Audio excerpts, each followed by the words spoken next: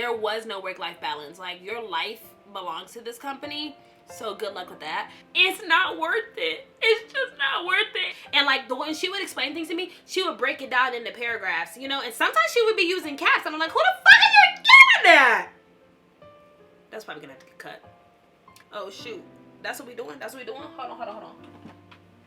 So I'm just like, what the hell? Like, you're gonna tell me that I can't go because you can't pay me? Like, you don't have to pay me, girl. Keep the funds. I'll go anyway, okay? That's not making sense to me. For one, what do you mean you don't know how to handle it? You need to figure out how to handle it. Why have you known about this for months and you still don't know how to handle it? It was really scary for me. I'm sorry, wow. Wait a minute.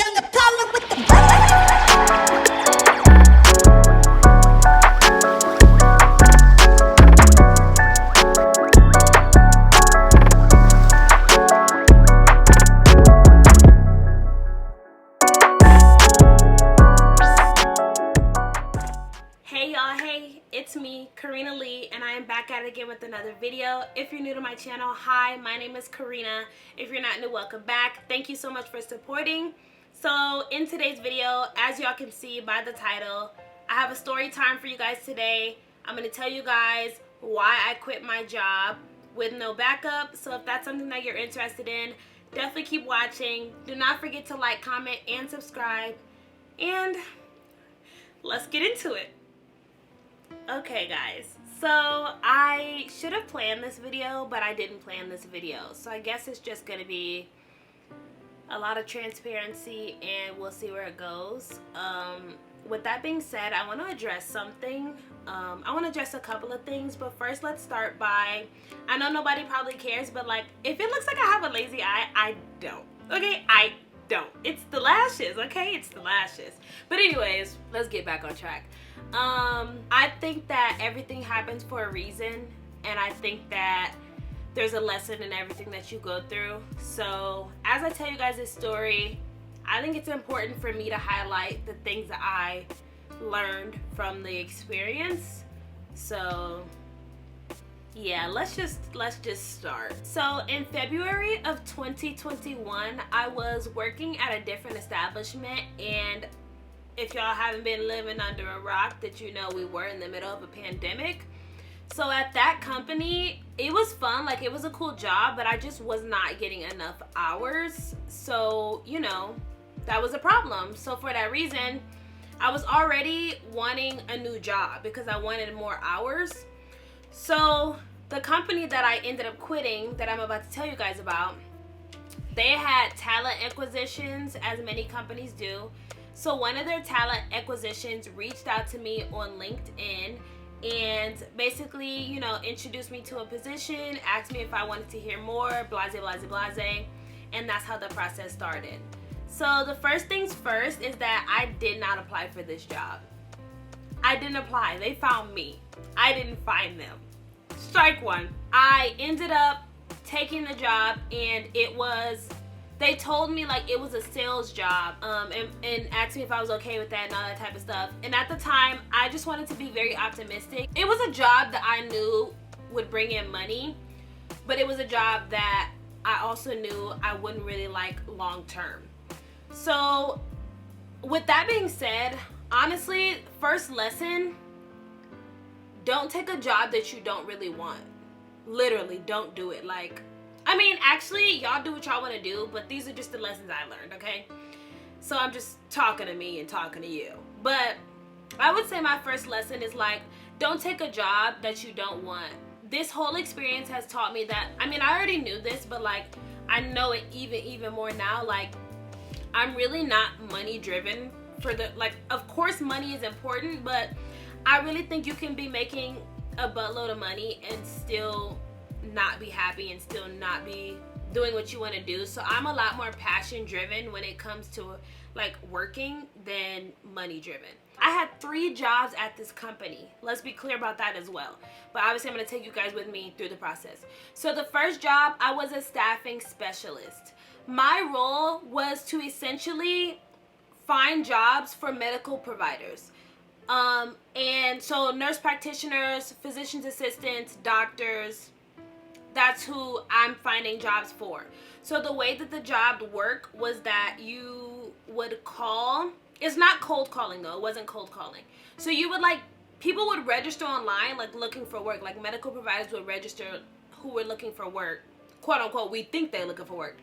And then your job was to basically reach out to those people who ended up in your database and figure out, build some rapport with them, figure out what exactly they're looking for. Like, do you want to work in state? Do you want to work out of state? I'm sorry, I didn't say what the company is. So it's, I'm not going to tell you guys the name of the company, but I'm just going to tell you like the gist of it so you understand. It's a medical staffing agency, but it's temporary. Like it's not a locums tenants, which basically means that it's temporary work and you can hop around here and there, things of that nature. That's what it was. So my first job was to be a staffing specialist. The goal was to get medical providers jobs at certain places, whether they traveled or not, because you could choose to stay in state, but you're just not really the best locum in that case. But that's technicalities. This is why I should have played this, because I'm all over the place. Anyways, the job was to find medical providers work, okay? The more people you get to work for you, the more money you make. That's how it's a sales job, because the goal for you is to get as many medical providers working for you, which really means that like you completed, like you finalized for them to get the job. So the hours that they work, you get paid for some of it, right? That was the job, okay? So honestly, y'all, it was giving call center. A fun call center, but a call center nevertheless. You know what I'm saying to you? We were working like 10 hours, 9.5, 10 hours a day with a 30-minute lunch. Is that not illegal? I need to look into the labor laws, but like, I don't know. It's giving over the top for sure. But again, I think that when you sign up for something, you sign up for something. So that's on me. That's on me, right? So super long work hours, short lunch period, and you're supposed to be on the phone. Like, you're supposed to be on the phone. If you're not on the phone, you're in a meeting. But what I will say is like that manager that I had when I was in that position, a beast.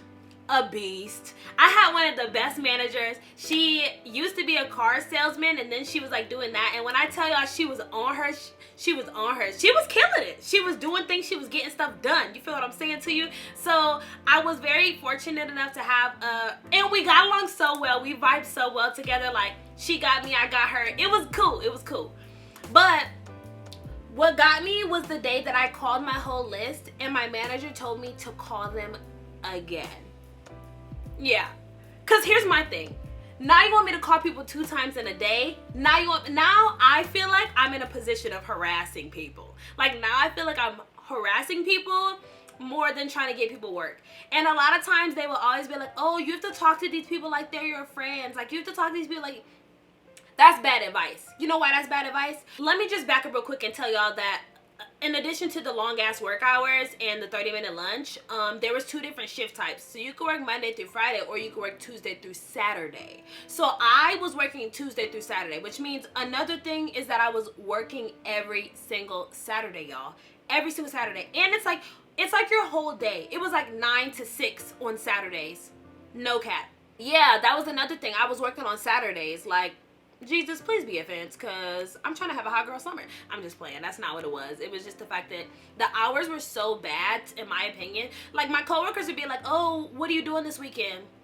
Seeing you. Like, what do you mean? I work Friday, I work Saturday. Like, I'm seeing you this weekend. What else would I be doing, love?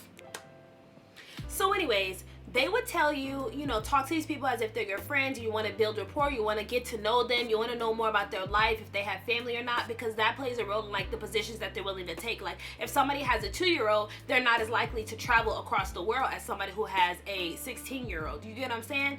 So that being said, that's bad advice, because I'm talking to my friend. I'm hearing from my friend on Tuesday. I hear from them again on Thursday, and then I hear from them again on Friday. Every time we get on the phone, I'm talking to them.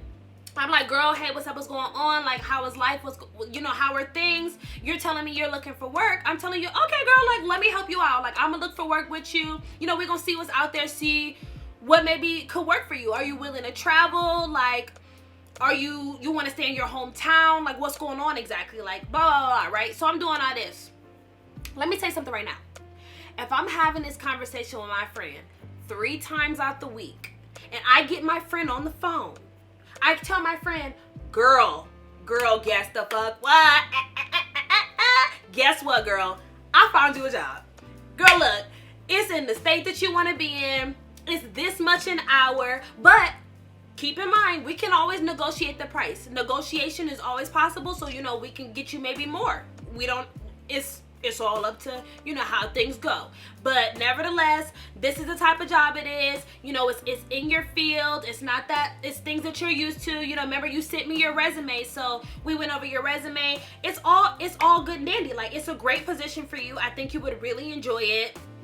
Girl, let's talk more about it so we can get your resume sent over. And you tell me you're not interested? You tell me you're not interested.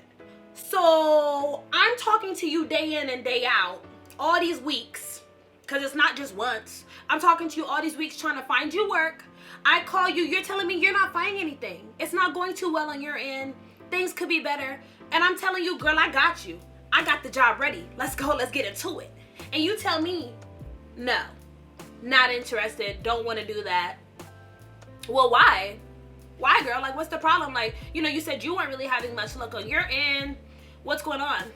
I just don't really like it. I just feel like this. I just feel like that. I just feel like this. I just feel like that. Well, now I'm about to cuss you out, friend. But again, this is a professional work environment. So you do not want me to talk to these people like they're my friend, because I'm going to cuss my friend the fuck out. Okay? Because you're wasting my time now. Now you're wasting my time, friend. You know what I'm saying? So, like, that was horrible advice. Anyways, that being said, that was the first position that I held at the company, a staffing specialist. Obviously, it wasn't for me, because the moment that I realized that she wanted me to call all these people 2 times in one day, mind you, I said medical providers. If you don't know, now you know, medical providers work very long hours for the most part. You know what I'm saying? Like 12-hour shifts type stuff. Like, I'm thinking my 9.5, 10 hours is too much. They work like 12 hours, y'all. Like, couldn't be me. Literally, I commend y'all. I thank y'all. I love y'all. I have so many, like, I know so many people, like, but anyways, the fact of the matter is, couldn't be me. Okay? So, you're calling these people, calling these people. You don't think they're gonna get mad? You don't think somebody's gonna be upset that you keep calling them while they're on their shift? Or you're calling them when they're asleep? Because you don't know how people's schedules are. You know what I mean? Like, and on top of that, I'm not just calling people in Las Vegas. I'm calling people everywhere. All around the place. Whoever registered. You get what I'm saying? I don't have to be in the same state as you to find you a job. I just got to get you on the phone. So with that being said, you keep calling these people. They're sleeping between their shift. They're on their shift. This is their one day off. Whatever the case may be, you're pissing people off now. So I was just like, this isn't going to work. I don't like this. And the whole time I was over there, there was girls like farther back in a different part of the building, and they seemed like their jobs was like I don't know, I just feel like they was chilling over there. Like, not chilling, but like chilling in comparison to us. They weren't on the phone as much. Like, I'm like, what's going on over here? Come to find out, it's support. So let's jump into the support role. So I go over, I talk with one of my coworkers, and I'm basically like, hey girl, hey, it's me, KaRena Lee. No, I didn't say that, but if you haven't liked my video yet, go ahead and do that. Anyways, back on track. I was basically like, you know, like, what is this?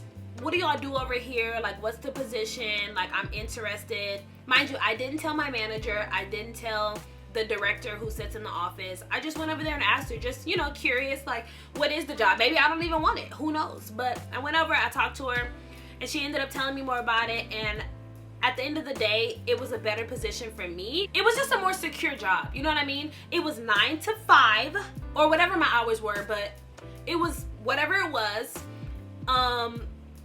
And it was Monday through Friday for start. Let's start there. We're getting closer to regular jobs, okay? Not that Tuesday through Saturday BS. So it was Monday through Friday, like set hours, you know what I mean? You could work overtime in this position, but yeah. So I ended up getting the job. Let's just fast forward. I got the job, and I was what was the title? Dang. Let me go look at my resume. So I get the job. I am an associate staffing administrator. So now I'm an admin. I'm on the admin side of things. So essentially my role in this position was to answer the phones, was to clean up resumes, was to distribute the people who were calling in. Basically, somebody would call in. Let's say somebody called in and they were like a doctor, right? And they're orthopedics doctor, okay? So I'm gonna send them to somebody on the, like, again, not just my office, any office, because there's spreadsheets and all that type of stuff, but like, I'm gonna send them to somebody who is in that division and hasn't gotten a calling yet, or hasn't got a new registrant yet. Because people will call in, people will register online, people will G-chat in. All these things are happening at the same time while I'm working on resumes. So that was the job, essentially, right?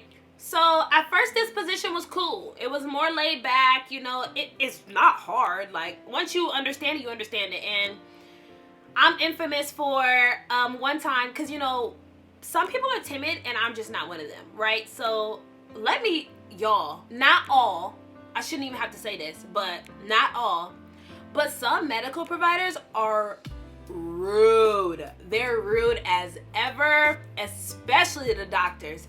Like, high and mighty on that high ass horse, because they was in school for so long. They clearly, they don't know how to be social at this point. They were rude, you guys. They were rude. So I remember one time I was on the phone and, y'all, this lady is up, like, mad. Like, I don't remember what she was mad about, but she was mad. When I tell y'all, she started yelling at me. Oh, no, stink. Not me. Not me. Y'all know what I said? This is exactly what I said. She yelling. Da, da, da, da, da. This is me. I can't hear you when you're yelling. That's all I said. She said, she changed her whole tone. She changed her whole tone. It was like, I'm not yelling. Now you're not. Because you need to bring all that down a couple of notches. Because I'm the wrong one. I feel like, don't disrespect me. Like, I'm not disrespecting you. If anything, you're calling in because you need my help. How exactly are you going to get to the person that you want to get to when I'm the person who connects you to them and you going off? I need you to breathe. Take a minute. Bring it down. Mind you, I was already in the process of helping her. So I understand, obviously, people get frustrated. I've been in that position. I do the same thing on the phone sometimes where I'm just annoyed and irritated. But I have never yelled at somebody on the phone. She had the absolute audacity to think she was going to yell at me and it was going to go down like that. I don't think so, Miss Ma'am. I don't think so. So yeah, that's my infamous line. I can't hear you when you're yelling. So that was that job. And I would say my main issues in this position for the longest time. So the first problem was the manager, y'all. She didn't even train me. Y'all, she didn't even know how to do the job. I think that it's telling when your manager can't train you on your job. I think that's a problem.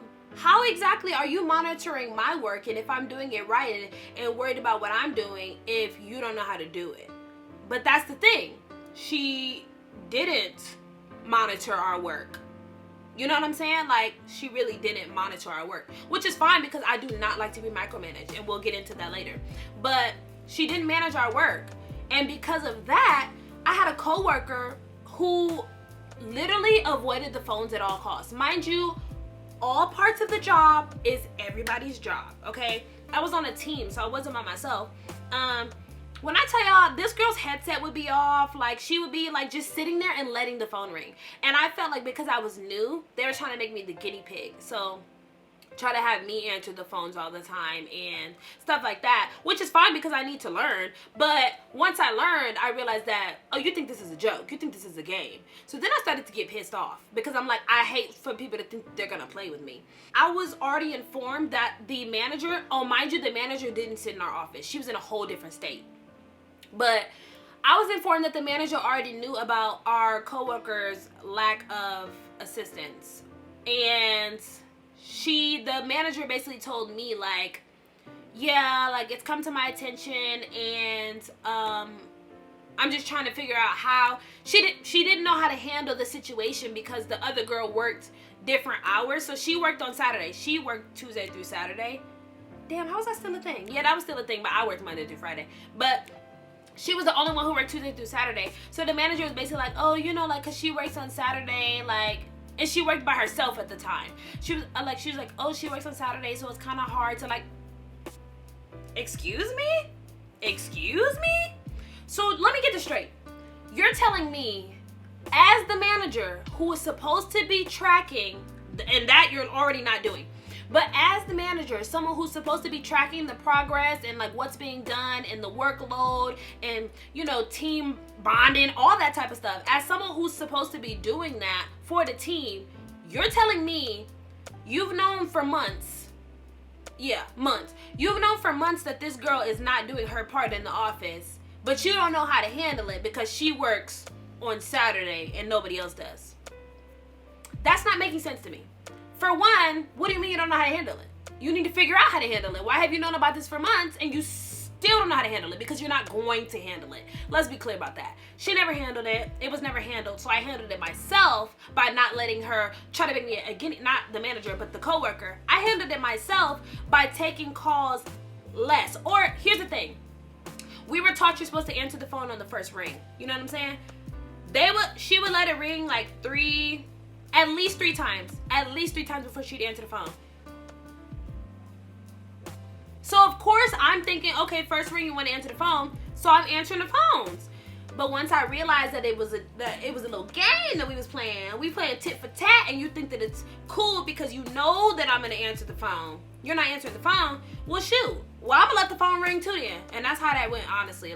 But it was tiring and it was taxing because I didn't want to do that because I wanted to do my job. I just wanted her to do her job as well. You know what I mean? Like, this is why teams, it's so hard. Like, I love to work on teams, but it's like when people don't know how to be a team player, then I'd rather go solo. I do it myself. Like, either I'm gonna do it on a team or just let me do it alone. Like, but she wasn't giving team. Like, it wasn't giving teammate. It was giving... Anyways, so here's what I would say second lesson is. Get to know your manager. And you need to do this in the interview process, truthfully. You really, really do. There are questions that you can ask, and maybe I should come out with a video like that as well, because I love a good interview. Like, I made a TikTok on my story, and I literally said, when it comes to a job interview, you do not have to be scared. You just have to be prepared, okay? Not scared, prepared. And I love a good job interview because, baby, I'm gonna ask you all types of questions. But anyways, lesson number 2 I would say is literally get to know your manager. Your manager's like leadership style, how they handle conflict, things of that nature. These are important things for you to know. So when situations happen at work, you know how your manager is gonna react for the most part, or how they would typically handle these situations. Because it's outrageous to me that you've known about this for months and there's clearly, to some extent, a lack of employee satisfaction, and you don't know how to fix it. When in reality, you just don't want to fix it. That's so annoying and irritating, and that is lesson number 2. Get to know your manager, get to know their leadership style, get to know them as a person to some extent. Like, you know what I mean? Like, when you get to know people, you understand why they make the decisions they make. That's just what that is, I feel like. At this point, this is around the time that I start to realize that, like, I really, really don't like this job. This is my first realization, that I really don't like this job. You know what I'm saying? I felt tired, I felt taxed, I felt overworked because I felt like other people weren't doing their part. I felt like the fact that the manager knew about it and wasn't doing anything made it that much worse. And I was just very upset.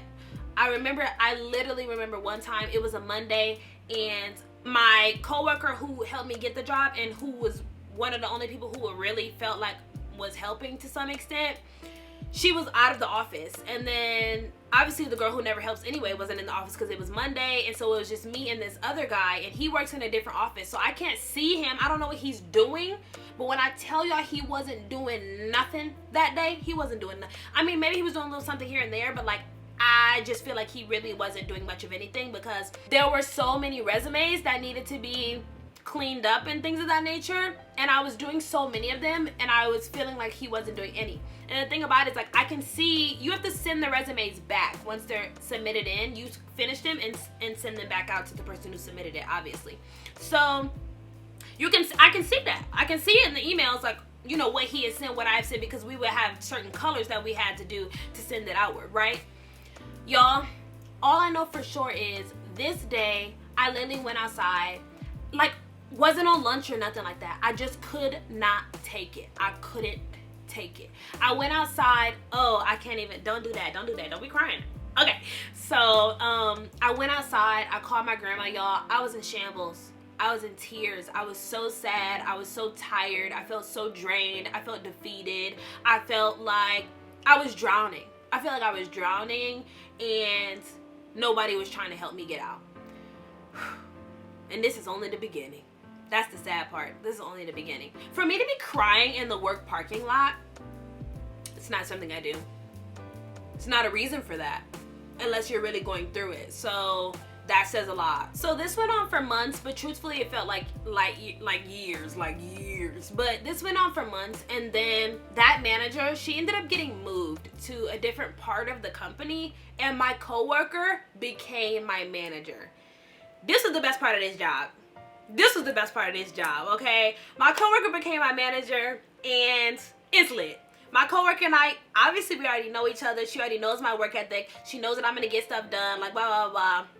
This, that, the other, and the third. So, it was just like easier. It was more of a breeze. I ain't gonna tell y'all too much or nothing because I don't want, just know like, life was a little bit simpler when she became the manager. It was a good time. There was some coffee runs here and there. It was cool. Okay, so it was cool, but I can be honest and say that like I didn't feel like she really fixed the people not doing their part thing either. And she knew about it. She could see the numbers. Like she was checking the numbers back when the other manager should have been checking the numbers. So she knew about it, and I don't really feel like it wasn't really addressed. And I can understand how, you know, you don't really know what to say in those positions, but like I've been a supervisor before, and I just feel like this is your job. When at the end of the day, this is your job, and when you see things like this happening, you need to nip them in the bud. You really do. You really do. It wasn't nipped in the bud, let's just say that. So I just was tired of it. This is every day, all the time, me just feeling like overworked, unappreciated. Like I'm just tired of it. You know what I mean? Like, but I'm still going to work every day. I'm just over it. So eventually I started to feel like, on top of that, like this job is so easy for me. It's just so easy. Like I could do it with my eyes closed type stuff. Like, so I didn't feel challenged. You know what I mean? And for that reason, I was like, well, what else can I do? Like, you know what I mean? Like I either need to move out of the company or move to a different department again. So there was a travel department, and I was already trying to get it, but there were some hiccups. Let's just say that, oh no, that's important too. That's important. So over the course of time, I started to realize that like it's really a lot of the company decisions which I didn't like. Whether it had been like the hours, the days,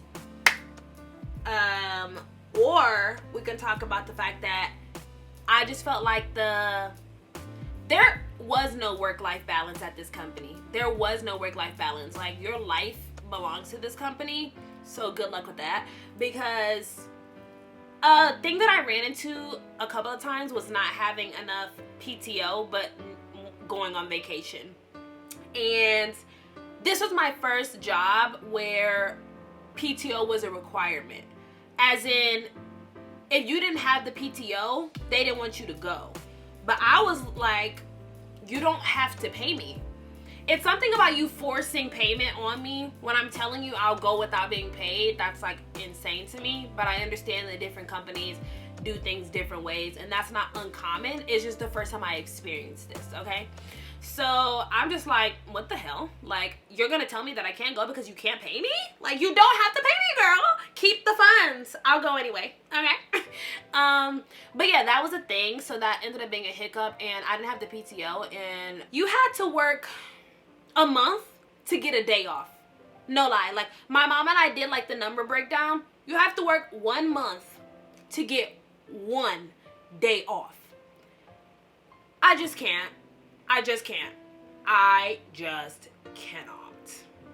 You know what I mean? I just can't. And actually, let that be lesson number 3. I would say lesson number 3 is that you should take the time to read, you know, what the job is offering, what the benefits are, and you need to ask this stuff in the interview. Once again, I think I really need to do an interview question. Like, I think I need to do that for y'all. I think I do. But anyways, yeah, you need to ask that in the interview. Just make sure that you know the job you're getting into. Don't take a job just to take a job just because you need a job, because you may end up like me at the end of this. But that was saying lesson number 3 is like, know what you're getting from the company as far as like, if work-life balance is important to you, you need to know what's the sick days, what's the vacation days, PTO, like do you offer these things at all or are they not included? We didn't even have sick days, y'all. Sick days was included in your PTO. So when I caught COVID, they paid me and took it from my PTO. I'm literally getting something that everybody in the world is experiencing at the same time, and y'all have taken my fucking PTO that I already have to work a month for, which is actually the real reason I didn't have the hours the first time. But anyways, yeah, so really only have it twice because the first time don't count because y'all shouldn't have done that. But they shouldn't have done that. You should have been paying me, like, without my PTO. Like, anyways, yeah, that happened. I'm in this position. I'm hating it. I'm dreading it. I'm literally crying and dying and no, literally. And I'm like, what can I do? You know, what can I do? Like, I'm trying to move on. I wanted to be in the travel department because, mind you, I sit with all the people in these departments. So I see different things happening. I see different things occurring. Things are cool, right? So another thing that I will say before I move on to me getting into the travel department is that something that I found out while in this position as an ASA, which is short for what I told you I was at the beginning, my position was the only one making the least amount of money.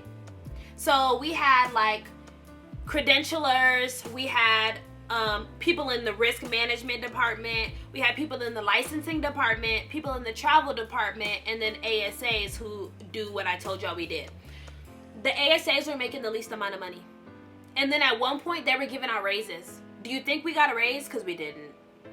That had my blood boiling. I was hot. Like, I'm like, how is it that we're all over here in support and everybody's making more money than this department? But it made sense later because realistically, the jobs have different qualifications and obviously like they're different levels of challenge, I guess you could say. So it did make sense, but at the time I just wasn't having it. I was just like, what the fuck?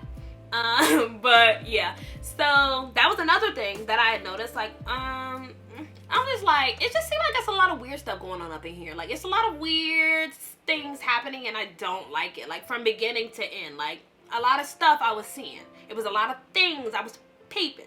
Okay, so anyways, I moved to the travel department, okay? So I'm in travel now. As a travel associate, I obviously book medical providers travel, right? So, I mean, the job was cool to some extent.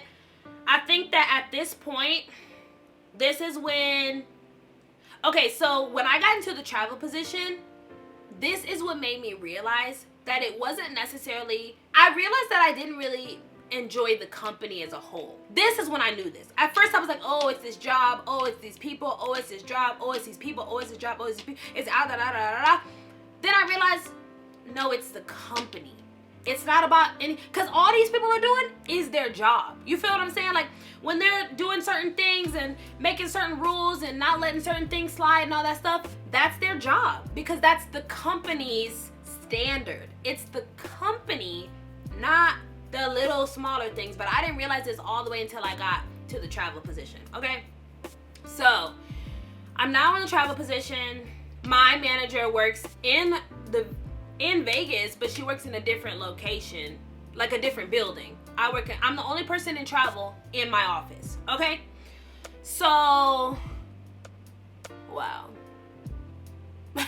So like I said, the job is cool. I book travel, but not only do I book travel, I also have a bunch of different spreadsheets. So on Mondays, our tasks were to go ahead and find receipts from the hotels that the provider stayed in, not just providers that I might have booked travel for, but anybody's provider.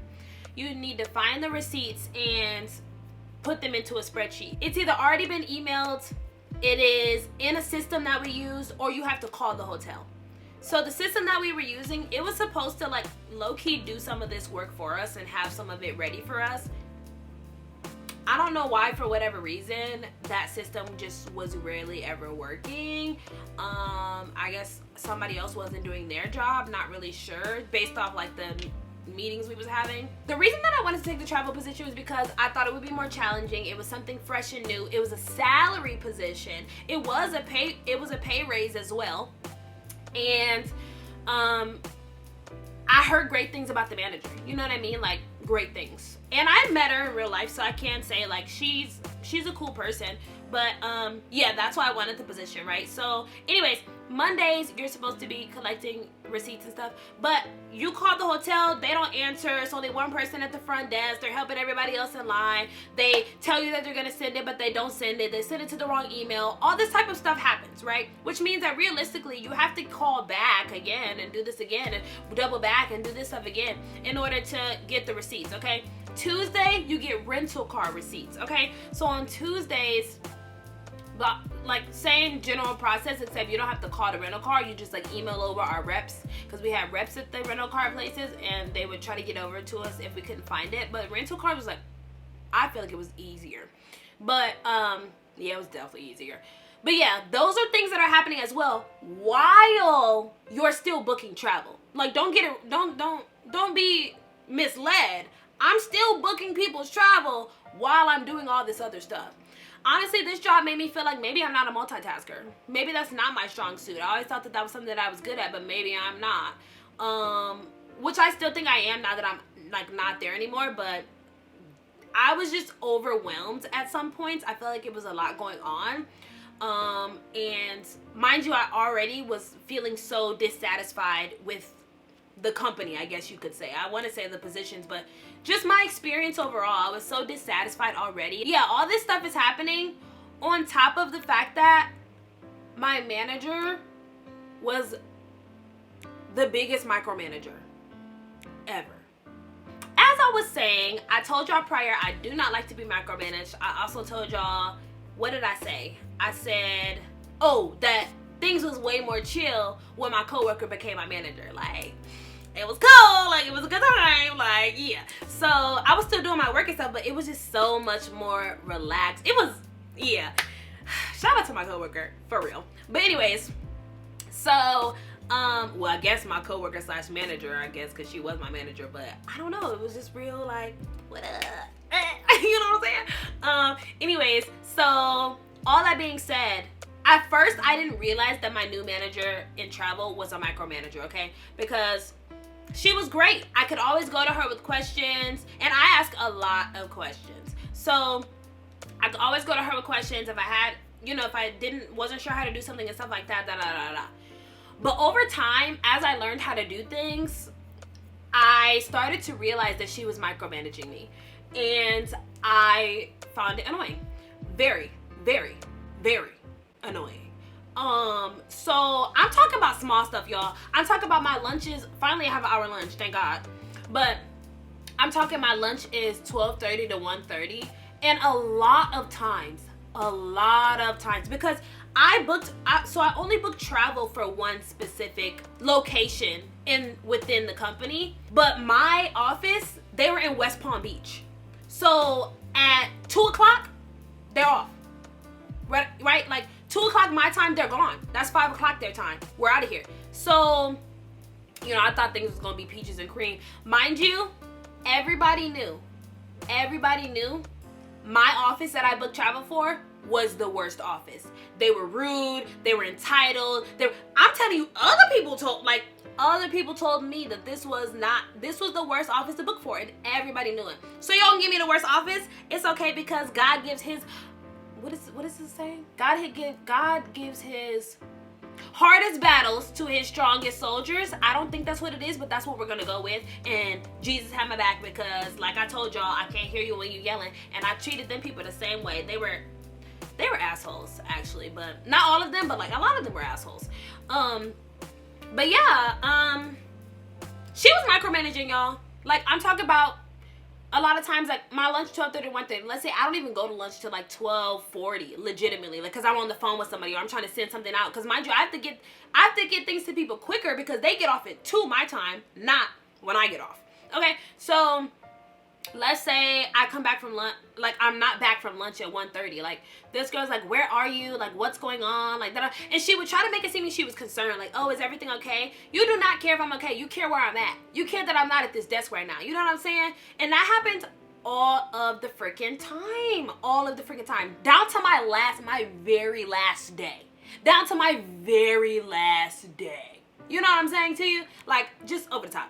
One time, here's another thing. This is the day I put in my 2 weeks notice, okay? This is the day I put in my 2 weeks. I'm booking this guy's travel, you guys.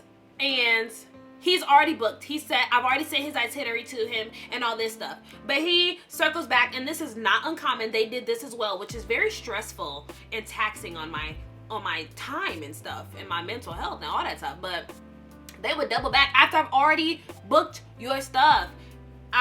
Anybody who's traveled knows that once you book a flight, it's not like the easiest to get that switched, and you know, prices change and upgrades and all that type of stuff, right? So he had booked a flight and he wanted to leave a day or he wanted to leave the same day but at an earlier time in that day, okay? So I'm like, okay, cool, fine. I'm contacting his recruiter, who, remember, I used to be a staffing specialist, is also a recruiter. So I'm contacting his recruiter, who is the person who he works with directly all the time. I'm contacting the account manager, who is the person who works with the facility he's going to work for. I'm contacting managers, people's managers. Nobody's answering the phone. Nobody's answering the phone, you guys. Nobody. But this dude needs this stuff switched, like, you know, soon. Like the date's coming up in like 2-3 days, legitimately. Like we're on a time crunch right now. I need somebody to answer the phone. Nobody's answering the phone. Reached out multiple times. Nobody's answering. I'm like, you know what? Forget it. I'm going to call the provider, because it's not like I don't know how to do this. It's not like I haven't done this before. I called the provider. I tell him the situation, because essentially this is what's going on. Once you book a flight and it's out of the 24-hour window, you cannot edit it anymore. It's above me now. Not above me, literally. So I had to go higher up. I asked the people, you know, like, I need to get this flight switched. Can you please tell me what the cost difference would be before you change it? That's the process. So I'm telling them. They tell me, oh, you know, this is what it's gonna be. And the main thing about it was that the lady on the phone told me if we change his flight, he has an upgrade on the way there. On the way back, there was nothing, but and it was on the way back flight that he needed changed. On the way there, he had got upgraded, right? If I change his return flight, his upgraded flight will have to be downgraded. I'm like, okay. Mind you, nobody's answered the phone. I call him. I'm like, see if he answers. Hopefully he does. He answers the phone. I talk to him. Super cool guy. Not that y'all give a f, I'm just saying. He was chill. I tell him the situation. I'm like, but they did say if they change your return flight, they're going to have to downgrade your flight. He's like, oh, that's fine. That's cool. Like, it's not a big deal. Like, he was like, I didn't even do the upgrade. They do the upgrade for me because I'm a freaking flyer. So when you're a frequent flyer, I don't know if y'all know, but when you're a frequent flyer, you get all types of benefits and blah, blah, blah, blah. So that's what happened. Like, he had got upgraded through the airline he was flying with, not on his own doing. Like, he didn't go into the system and pay for an upgrade. He just got the upgrade. So he's like, no, that's fine. Like, I don't care. Like, you can change the upgrade. Like, they're gonna upgrade me anyway, basically. Like, even if I were to change it, they're gonna re-upgrade him anyways, right? So my manager, who's all up in my business, and really I didn't need her to be because I understood everything that was going on. This girl is woman-splaining, because you know mansplaining. This girl is woman-splaining to me what the lady, oh, I think that what she was trying to tell you was this and telling me, oh, like, don't do the upgrade yet, don't change the flight yet, wait till he flies out.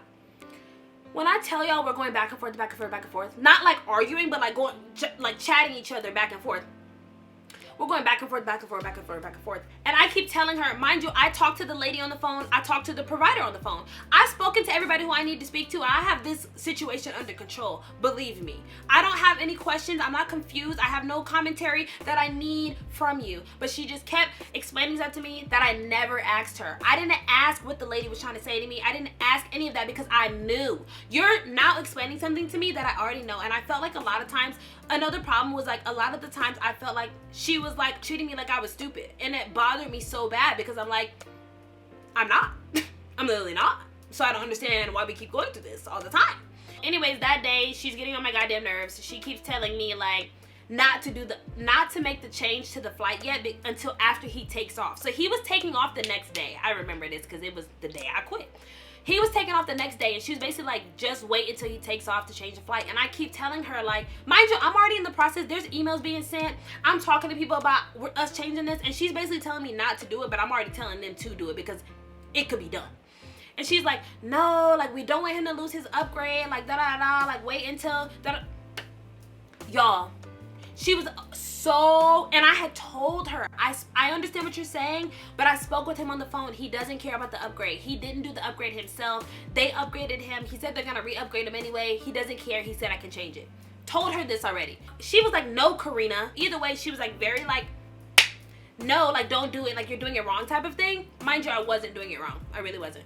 She's just so obsessed about this upgrade and making sure that he doesn't lose his upgrade that I'm like, girl, are you getting on the flight with him?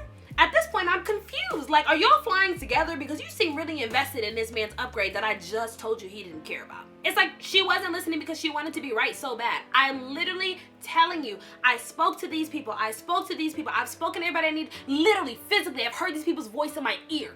I heard them, and you're jumping down my throat about something I have under control. Y'all, it got so bad. I was so overwhelmed. I stopped chatting her. I just stopped responding, child. I needed a minute. I had to take a breather, okay? I had to take a breather. I'm like, I can't keep talking to you. Like, I just can't keep doing this. Then, after I said my breakdown, she's like, clearly, like, you're getting upset, and that's fine, but I'm just trying to explain to you, da-da-da. You're trying to explain something to me that I never asked you to explain. I never needed advice on this situation. I only looped her in because she had asked me about this specific provider prior. A couple hours earlier, she was like, oh, what's going on with this provider?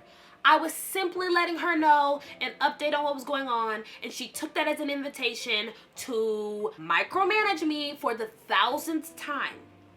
Y'all, I called my best friend. I'm like, girl, I just can't do it. Mind you, she's heard this I've given her this call and had this conversation multiple times. Like, I just can't do it. I'm over it. I'm just tired of it. Da da da. And she basically told me exactly what I just told y'all, which is that I've heard this story multiple times. Like, you keep saying this, and I'm gonna keep telling you the same thing, which is that no job is worth your mental health, and you need to leave. Like, you need to quit. Like, you need to quit today. Like, I don't understand, like, what's going on. I finally had just gotten to a breaking point where I had realized that she, like, I mean, I had always knew, but, like, I think that, like, that was the straw that broke the camel's back in the sense of, like, I was just so tired that I put in my 2 weeks that day. Yep.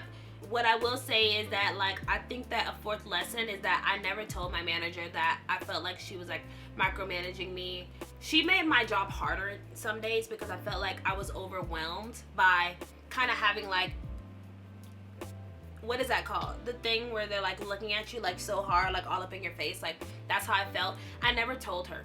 And I feel like if you're in these situations, speak up for yourself. I think that's another lesson, you know. And I'm someone who speaks up for myself, so it's like, girl, why you ain't saying nothing? But it's like, I don't know, like, there are times where, like, you get into situations where things can feel a little sticky or feel a little weird, or you're not sure how to go about things and things of that nature. But I would say, like, in the most respectful way and the best way you know how, like, you need to stick up for yourself in these type of situations. If you know that you don't like to be micromanaged, or just the simple fact that you know you get your work done and you don't need somebody coming behind you checking every single thing you do, then speak up for yourself, because maybe they don't know they're doing it. I really don't think she knew she was doing it. I really think that she just thought that she was helping, and some days she was, but some days she was really not. So I have 2 more things that I want to tell y'all, and then I'm gonna go ahead and end the video. But I would say the main reason that I had to quit my job was because I fell into depression.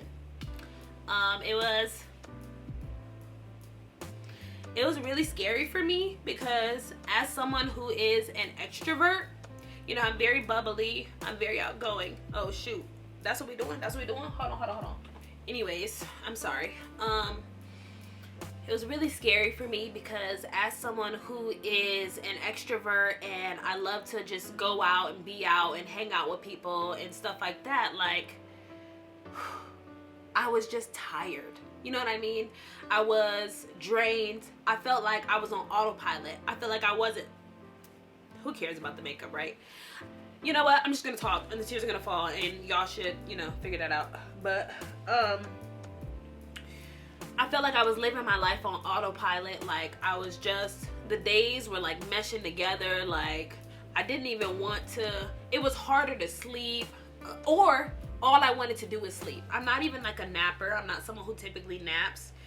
All I wanted to do was sleep. I lost my drive to do YouTube, which hurt me. It really, really hurt me because since the first day I ever posted my first video, I said that I knew that I was going to be a good YouTuber. And I am. Okay. I do this, honey. But I lost the drive to even want to record. You know what I mean? Because I was just so tired from life. Like, just... I was just so down bad, you guys. I was so down bad, and it was so sad, and it was so scary, and I didn't really want to like go out. I didn't really want to hang out with people. I didn't really want to hear from people per se, and it was sad. It was hard. I think that not even I think, had it not been for God, whoo, Jesus, had it not been for Jesus, because his strength honestly gave me strength to keep going. I feel like, y'all, this is the lesson. No job. Ooh, Jesus. And I'm eye burning, child. No job is worth your mental health, period. And I feel like the problem is that like I stayed for so long knowing that I was unhappy. You know what I mean? Like, I stayed for so long knowing that I was unhappy, and I played myself because I should have been looking harder. But for me, like, the hours were so long that I felt like it took up my whole day. Like, I felt like there wasn't much time. I felt like I was running out of time all the time. I felt like I was always racing against time, racing against time, racing against time.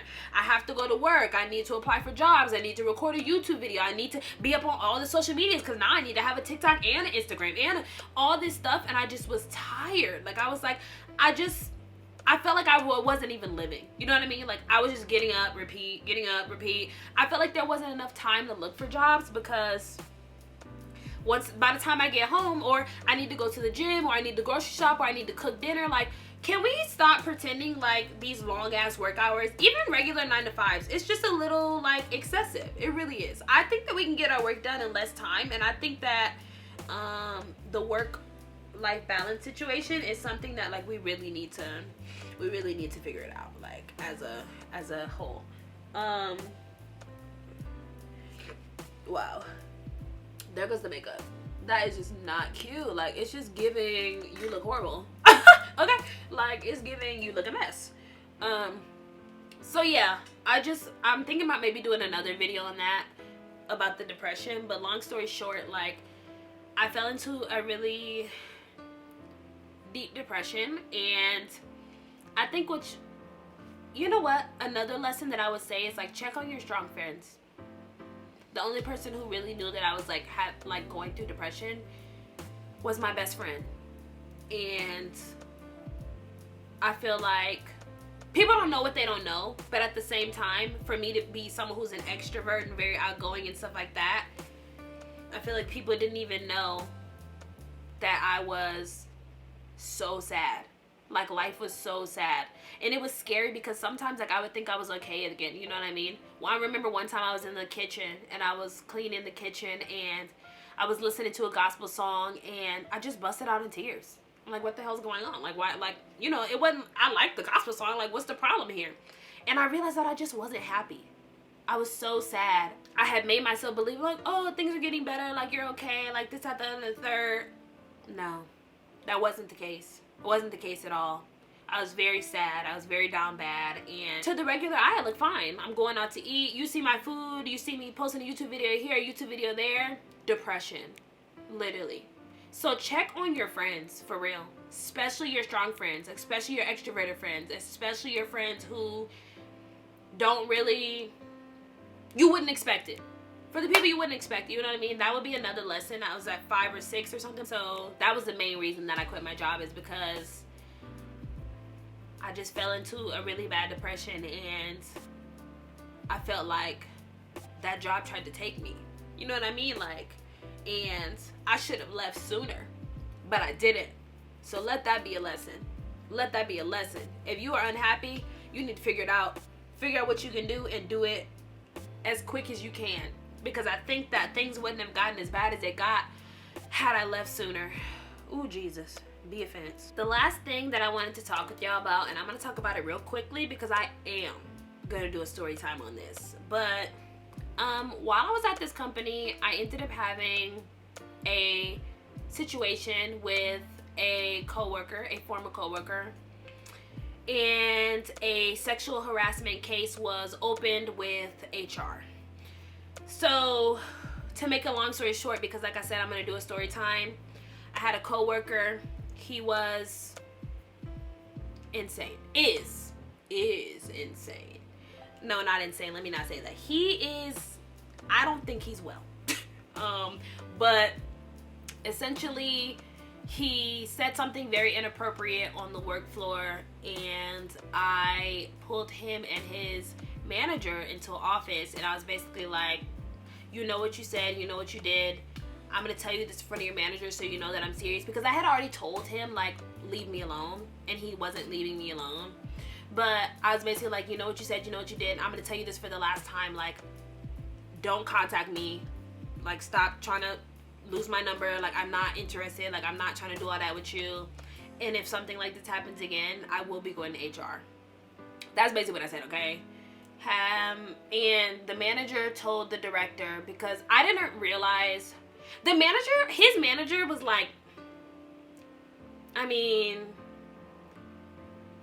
let's just say his manager ended up getting demoted at one point for not doing his job. So I just really didn't think the manager was going to take his job seriously at this very moment. But this is the time where he wants to take it serious. But I think it's because he saw how serious I was.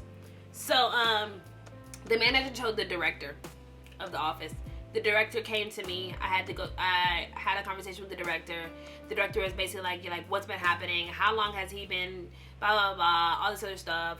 And I told him that I didn't want to go to HR. I was just like, this is the last time I'm dealing with this. If anything happens again, I'll be going to HR. And he kind of said that, you know, we have to report it. Like, it has to go to HR at this point, which is fine. So I never told the director, and I never told his manager what he said. Although his manager was quite literally sitting right there, which is the only reason it even escalated to this point. His manager was there. All of the coworkers were there. Like, nobody was on lunch. Like, they're on the floor. Like, it's very open. Like, you can hear people. And he just said something extremely inappropriate and very unnecessary, especially for somebody who does not like you. And yeah, I had to nip that shit in the bud right there. And it went to HR, and HR came to me, and HR is the only people who actually told what he said, because obviously I didn't have no choice. I had to tell HR. And they did an internal investigation, and ultimately he didn't work at the company before I even quit. I'll just leave it at that. But like I said, I'm gonna do probably a story time on that. Yeah, it was problematic. But that was another thing that happened at the company, and just another reason that, like, it just wasn't the best fit for me. You know what I mean? Anyways, as I was saying before I was rudely interrupted by my camera storage being full, ultimately, all in all, I do feel like this was something that I needed to go through, something that I needed to experience, and something that I needed to learn from. So with that being said, I guess I hope you enjoyed this video. Like, I mean, you know? Yeah, but this is it. So, without further ado, if you made it this far in the video, I thank you so much for watching. Do not forget to like, comment, and subscribe. Definitely check out some of my other videos. You might like those as well. You probably will. If you do, definitely subscribe to my channel. Turn on that bell notification so you're notified every time I post another video. Without further ado, I will catch you guys in the next one. Bye, guys.